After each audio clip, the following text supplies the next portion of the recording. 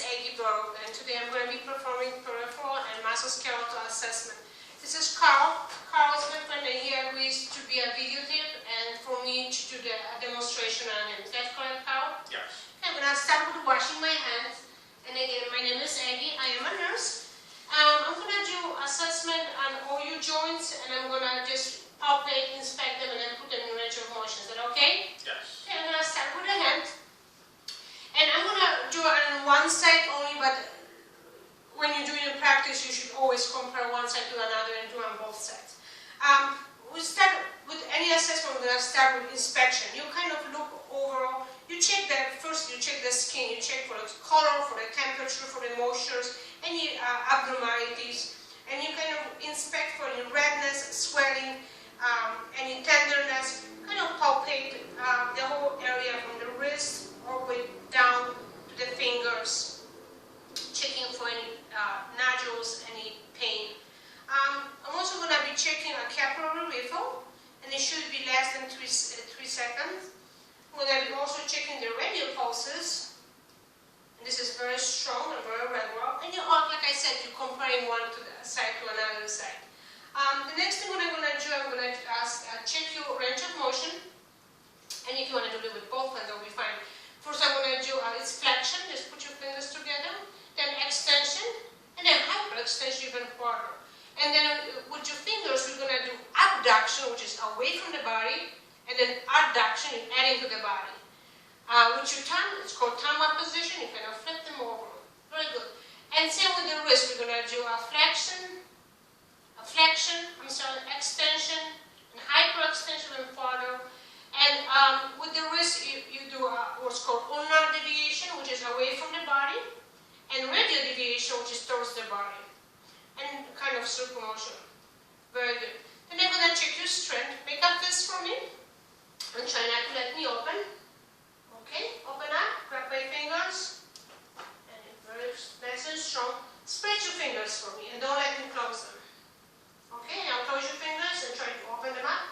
Perfect. And with the wrist, try not to let me bench the wrist, and don't let me open the wrist. Perfect. Alright, and now we're going to be moved to the elbow. And again, I'm starting with the inspection. Check for any redness, swelling, tenderness, any inflammation, any deformity. Kind of palpating, checking for any crepitus, which is that cracking sound when the joints are moved. Okay, and the range of motion for our elbow is flexion, extension, then do hyperextension, and then it's pronation and supination. Pronation and supination. Perfect. And I'm going to check your strength. Try to don't let me bend them and don't let me open up. Very good. Okay, and I will do that on the other side too. Next thing is going to be, I'm going to move to the shoulders and starting with the inspection. I'm looking at the patient's posture, kind of from the sternum margin, kind of palpating the clavicle, checking the acromion process, checking all those muscles, just for any tenderness, any crepitus, any abnormalities, any redness, swelling, any sense of inflammation. The range of motion for the shoulder is going to be flexion, and then extension, hyperextension and higher, and then it's going to be abduction, and then adduction, go all the way towards, and then you're going to be circummotion, very good, and then internal rotation, you stretch your neck, and the external rotation, you stretch your scapula, and you'll do it on both sides. Then I'm also going to check strength of the shoulders. Try not to let me, try to open your neck, okay, and then try not to let me press them down. Very good. If you want to stand up for me, I'm going to be checking your spine around for me. And with the spine, again, I'm starting with the inspection. I'm kind of looking at the patient posture, making sure everything looks symmetrical, checking the skin for any lesions, maybe any bruising, any scarrings, any abnormality. I'm also looking at the normal S shape with the inversion of the cervical and then thoracic and then the lumbar spine, which is the deep inversion over here of the lumbar spine. Went forward for me. And now this is flexion. And in the flexion position, again, you palpate of the spine, checking for any bulging, any tenderness, any pain. Also at this position, you check scoliosis of the patient. And then flexion, it's kind of towards backward. You always want to support the patient's back. And then lateral flexion on the other side. And then circummotion, kind of go around. And kind of, you can also do the twisting and just see the patient's range of motion is perfectly normal. Okay, you want to just draw around for me. I'm just going to check your hips. And again, with the inspection, just looking straight, just make sure that the extremities are even, and palpating for any tenderness, any redness, any pain, any swelling.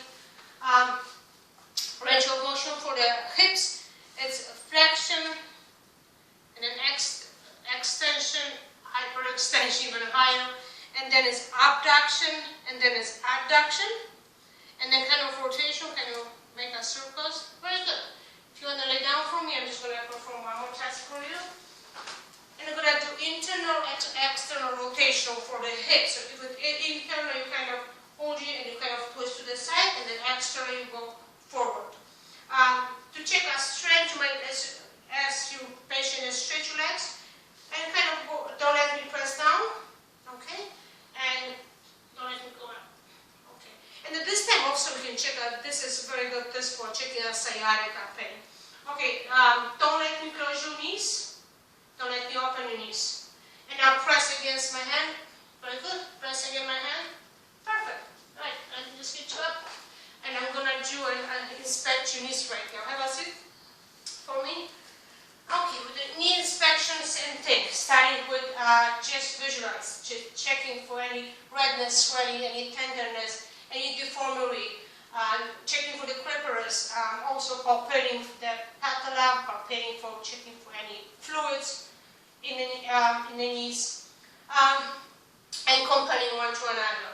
Range of motion then is it's extension, flexion, and then is abduction and abduction and then adduction. So abduction is away, and adduction you kind of adding to the body. And then to check the strength, okay, try to extend your neck, and you hold it, and then try to flex it. Alright, they're nice and strong. I'm going to be moving down to ankles and toes, and with the ankles and toes, again, we're starting with the inspection, just look.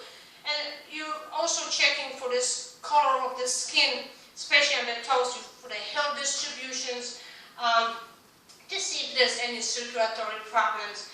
Any redness, swelling, any edema, any tenderness, you're kind of palpating, you're looking for the normal arch over here, just checking for crepitus. Okay, and this time also we're checking pedal pulses, and then posterior tibial pulses, and also we're checking for capillary reflux on the toes, and I'll do on the both sides. The range of motion of the ankles, dorsal and plantar flexion, and then the plantar flexion, dorsal flexion, plantar flexion, very good. And then eversion, which is goes inside, and inversion go outside. And then can you make a circles? Perfect. And same with the toe, you kind of go flexion, and then extension, hyperextension, and then eversion or abduction and adduction. Very good. Any pain, any tenderness? Nothing. And the strength for the ankles, you just do dorsal and plantar flexion. Press down, push up. Perfect. Okay, the next time I'm going to check your reflexes. And I'm going to check, we'll start with the brachioradial reflex, radialis over here. I'm just trying to make sure the patient is in a very relaxed position right now. Just check for the reflex. And then bicep reflex.